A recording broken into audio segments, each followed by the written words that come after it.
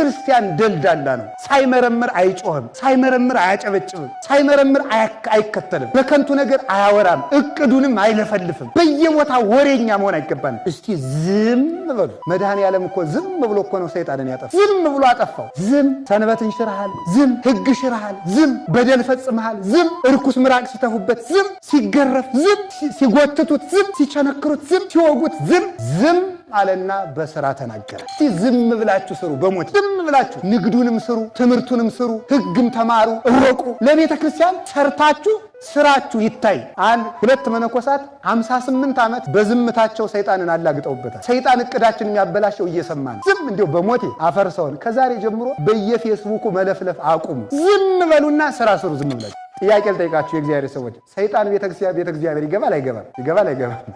አይታችሁታል? ሰይጣን ቤተ እግዚአብሔር ይገባል አይገባም? መውደቃችሁን በዚህ ወቁት። ብዙ በመስበካችን፣ ብዙ በመዘመራችን፣ ብዙ በማስቀደሳችን፣ ብዙ በገዳማትን በመዛወራችን የምንጸድቅ መስሏችን ከሆነ ተሳስተናል። መጀመሪያ ልንጸድቅ የምንችለው ምሕረተ እግዚአብሔርን በመፈለግ ነው። ዝርክርክ ክርስቲያን ወደ ቤተ እግዚአብሔር ለእግዚአብሔር ንጹሕ መስዋዕት አይደለም ማለት በውስጡ ሸቀጥ የበዛበት ነገር አርግዞ የሚገባ ዝሙቱን ደብቆ የሚገባ ሌብነቱን በምጽዋት ሸፍኖ የሚገባ 50 ሺህ ብር ሰርቆ 10 ለእግዚአብሔር 40 እሱ የሚበላ ማለት እንዲህ የሚያደርግ ሌብነቱን በምጽዋት የሸፈነ እንዲህ አለ ዱባ የሆነ ዝሙቱን በካባ የደበቀ እንደዚህ ያለ ሰው ለእግዚአብሔር አይገባውም ማለት ነው። የማታውቅ ከሆነ ከሚያውቅ መጠጋት እንደሚገባ ሞት እንዴት እንደሆነ የሞት ጥበቡን አታውቅምና፣ ስለዚህ የሞትን ጥበብ ወደሚያውቅ ወደ መድኃኔዓለም መጠጋት ነው። የሞትን ጥበብ አውቆ ሞትን በመጣበት መንገድ ተቀብሎ ቀብሮታል። ስለዚህ የእግዚአብሔር ቤተሰቦች ሞት ወደ እግዚአብሔር የምንሄድበት መንገድ እንደገና የምንወለድበት አዲስ ማህፀን ነው። አንድ ነገር ልንገራችሁ፣ ምሕረት አለመፈለግ ምሕረት የማያደርጉትን ያመጣል። እኛ ከእግዚአብሔር የኢትዮጵያ እና የቤተ ክርስቲያናችን መፍትሄ ያለው እጃችን ላይ ነው። ድሮ ሰውን በላው የሚባለው የሰው ገንዘብ ሲበላ ነው። ደግሞ ዛሬ የሰው ደም የሚጠጡ መጥተዋል። ሰው አርደው የሚበሉ መጥተዋል። ይህ የመጣው እኛ ምሕረት የለሾች ስለሆነ ነው። ምሕረት የለሽ ሕዝብ ምሕረት የሌላቸውን ዳኞች ያመጣል። ምሕረት የለሽ ሕዝብ፣ ምሕረት የማይፈልግ የማይተዛዘን ጨካኝ ሕዝብ ጨካኝ ዳኛ፣ ጨካኝ አረመኔ ይጥልበታል።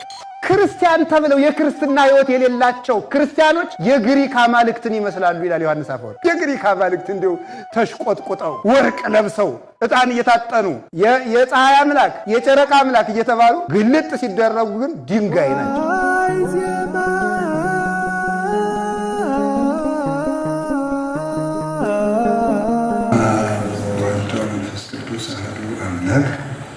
በባሕርዩ ሞት በመንግስቱ ሽረት የሌለበት ቅድመ ዓለም የነበረ ዛሬም ያለ ዓለምን አሳልፎ የሚኖር የአባቶቻችን አምላክ ቅዱስ እግዚአብሔር ኃጢአታችን ታግሶ እስከዚች ሰዓት ስላቆየን ስሙ የተመሰገነ ይሁን።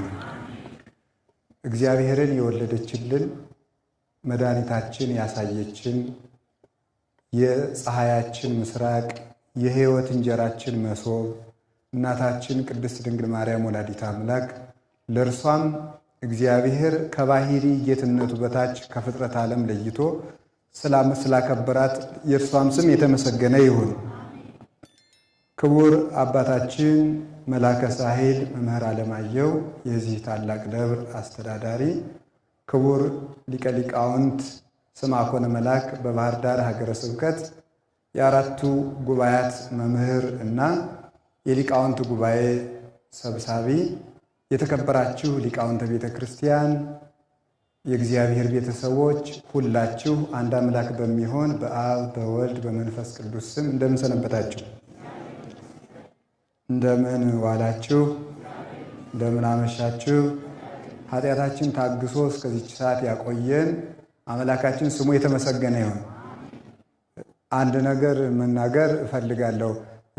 በእርግጥ ሞኝ ሰባኪ መርሃ ግብር መሪንና ሕዝብን ማጣላቱ ነው ይባላል እና ላጣላችሁ ግን አይደለም።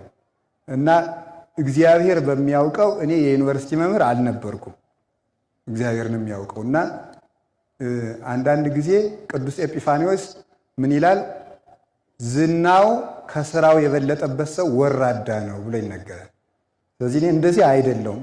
ለነገሩ የዩኒቨርሲቲ መምህርነት ክብር አይደለም።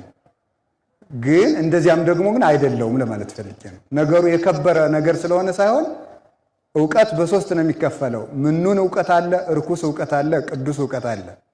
የተናቀ ዕውቀት፣ የረከሰ ዕውቀትና የተቀደሰ ዕውቀት ተብሎ የተቀደሰ ዕውቀት የእግዚአብሔር ነው የምታውቁት። የረከሰ ዕውቀት ጥንቆላውንና ይሄን ጦርነቱን ተንኮሉን የመሳሰለው ነው። ምኑን ዕውቀት የሚባለው ርኩስም አይደለም ቅዱስም አይደለም፣ ዝም ብሎ ሰው ለእንጀራ የሚማረው የተናቀ ዕውቀት ይባላል።